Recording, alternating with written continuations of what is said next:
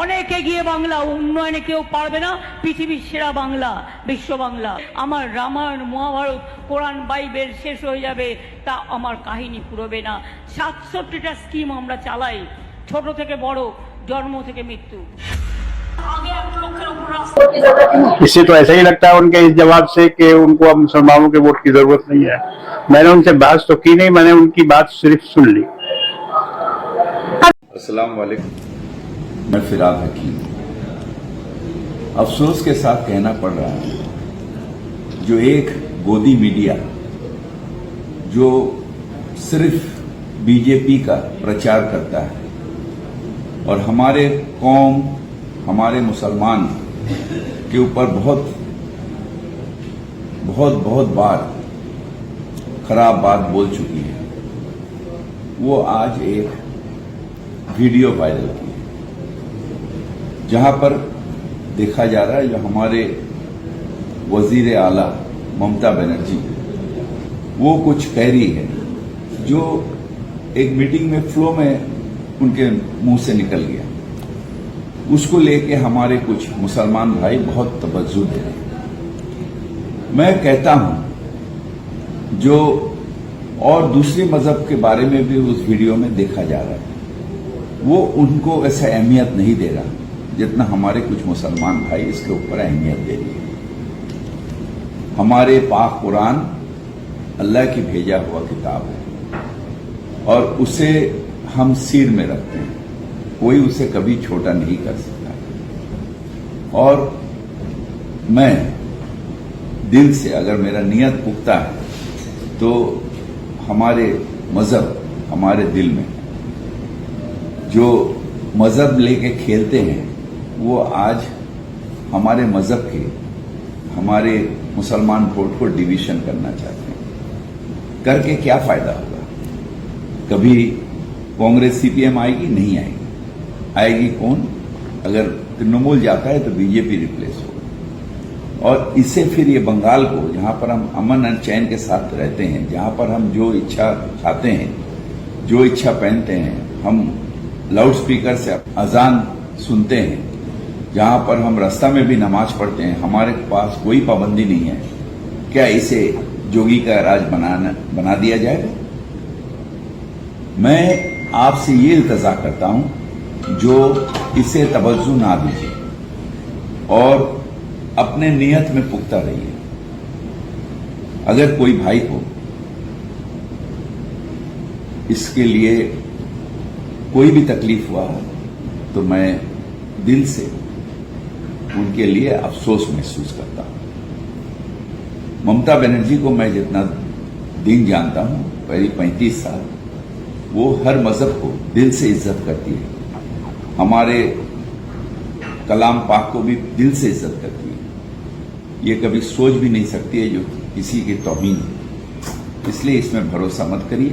ये एक सियासी खेल है, इस खेल में ना पड़िए।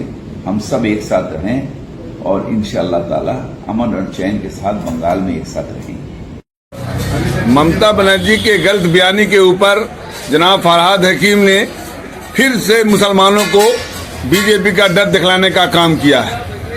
सोचने वाली बात यह है कि जो टीएमसी बीजेपी को 10 सालों तक दिल्ली में उसका मदद किया और फिर वही फरहाद हकीम मुसलमानों को वोट लेना चाह रही है बीजेपी का डर दिखला करके।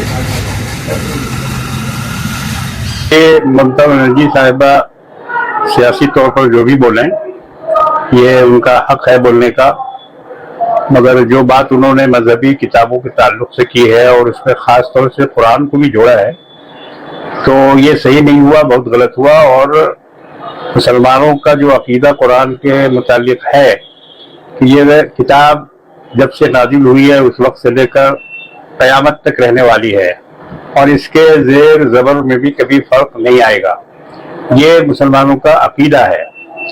तो इस अकीदे को ममता बनर्जी के इस बयान से ठेस पहुंची है और लोगों में इस बारे में गम और गुस्सा पाया जाता है। मैंने चंद दिन पहले एक आला ओहदेदार से, जो यहाँ के बंगाल के एक तरह से करता धरता भी समझे जाते हैं, सियासी है, मिनिस्टर, हाँ मिनिस्टर भी कह सकते हैं, उनको मिनिस्टर भी है, मैंने उनसे फोन करके ये बात कही कि इस तरह का वीडियो वायरल हुआ है और जिससे लोगों में बड़ा खलजान है, तो आप इसके बारे में क्या कहते हैं? आप इसको वापस कराइए और इस सिलसिले में जो लोगों में बेचैनी है उसको आप दूर करने की कोशिश कीजिए। तो उनकी बात जो थी वो जरा पेचीदा थी और उन्होंने कहा कि बहुत दूर का एक चैनल है जिसने ये खबर दी है, कुछ लोगों ने देखा है, कुछ लोगों ने नहीं देखा है, तो आप इसको इतनी अहमियत मत दीजिए। और उसमें कोई खास बात नहीं है। हमने कहा भाई लोग बहुत नाराज हैं और लोग काफी इस सिलसिले में खलजान में मुब्तला हैं, तो उन्होंने कहा कि जो लोगों को खलजान है उनसे कह दीजिए कि वो तृणमूल को वोट नहीं दें। तो बज़ब्त कहा कि जिनको तकलीफ है या जो लोग इस सिलसिले में परेशान हैं तो उनको चाहिए कि वो वोट न दें, तो कोई हर्ज नहीं है। बहरहाल उनकी बात से ये हमें तकलीफ भी हुई और हमने उनसे ये कहा था कि आप इसको वापस कराइए। तो उन्होंने कहा ठीक है, हम देखते हैं हम क्या कर सकते हैं। तो कई रोज के इंतजार के बाद, क्योंकि उन्होंने उसको वापस नहीं कराया, तो हमने मीडिया को इसीलिए बुलाया है कि ये वापस होना चाहिए और इस पर लोगों का शदीद एतराज है कि उनको ऐसा बयान नहीं देना चाहिए था। तो हुकूमती सतह पर इस बारे में कोशिश करनी चाहिए कि जो बयान उन्होंने दिया है खासतौर से कुरान के ताल्लुक से, तो वो अपने बयान को वापस लें। उन्होंने जरा सा ऐसी गोलमोल की कि हम समझ नहीं पाए और हम नहीं समझ सके कि ये चाहते क्या है, वापस कराना चाहते हैं या इसको और आगे बढ़ाना चाहते हैं। मेरे ख्याल से तो माफी मांगनी चाहिए, इसलिए कि ये एक ऐसे मजहब की किताब है जिसके मानने वाले 1.5 अरब की तादाद में इस दुनिया में मौजूद हैं और तकरीबन सभी लोग कुरान की इज्जत और उसकी आजमत से वाकिफ हैं और अजमत करते हैं। तो ये बात सिर्फ एक महल्ले या किसी एक शहर या किसी एक सूबे की बात नहीं है, बल्कि 1.5 अरब मुसलमानों के ताल्लुक से जो कुरान की जो अजमत उनके दिल में है, ये उसको ठेस पहुंची है। इसलिए जरूरी है कि वो इस सिलसिले में माफी मांगे। खामोशी की बहुत सारी वजह हो सकती है, अभी के जैसे हालात हैं इलेक्शन वगैरह के या और भी जो मामला चल रहे हैं, इसकी वजह से उन्होंने खामोशी की होगी, मगर उनका खामोश रहना इस सिलसिले में बेहतर नहीं है, क्योंकि मामला असल में कुरान का है। अगर वोट का मामला होता और उसमें वो खामोश रहते तो उस पर कोई इतराज नहीं होता, लेकिन ये सियासी मामला नहीं है, ये मजहबी मामला है, इसलिए इसको तो बहुत ही संजीदगी के साथ लेना होगा।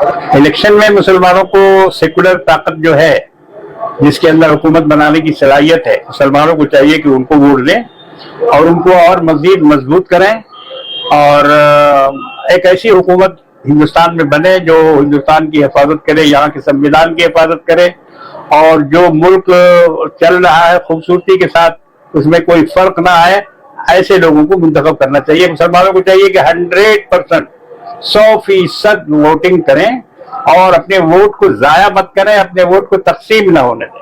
आज की सबसे बड़ी जरूरत मुसलमानों की यही है।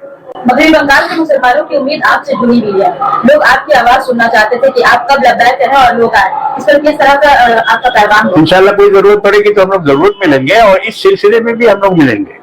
हमने ऑलरेडी एक चिट्ठी उनको भेज दी है, इस बारे में भी भेजी है, इसी बयान को लेकर उनके नाम एक चिट्ठी भी हमने भेजी है कि जिसमें ये कहा गया है कि ये आपका बयान जो है इससे मुसलमानों को तकलीफ होती है, लिहाजा आप इसको वापस करें। चिट्ठी में कुछ कॉपी नहीं मेरे पास इस वक्त नहीं है, वो जो उन्होंने भेजा है उनके पास है।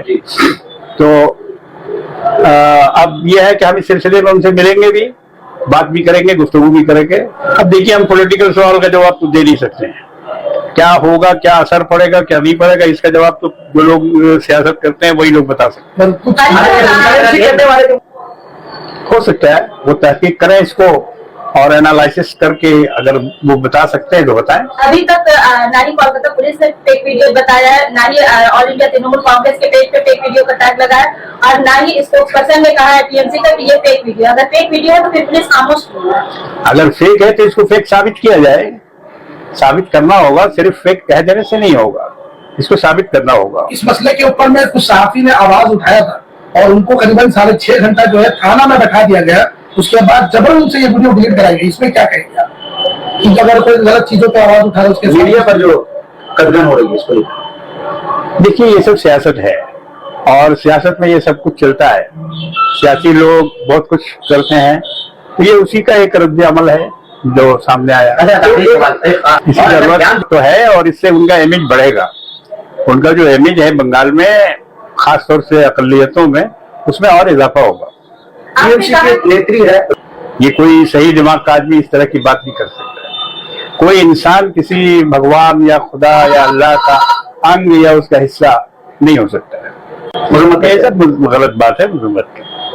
ऐसे हालात में बंगाल के मुसलमानों के लिए क्या मैसेज होगा? मेरी अपील तो यही है कि वो सेकुलर ताकतों को वोट करें, जिनको वो समझते हैं कि ये हमारे काम आ सकते हैं, लोकसभा में भी और यहाँ भी, तो ऐसे लोगों को वो वोट देकर आगे बढ़ाएं।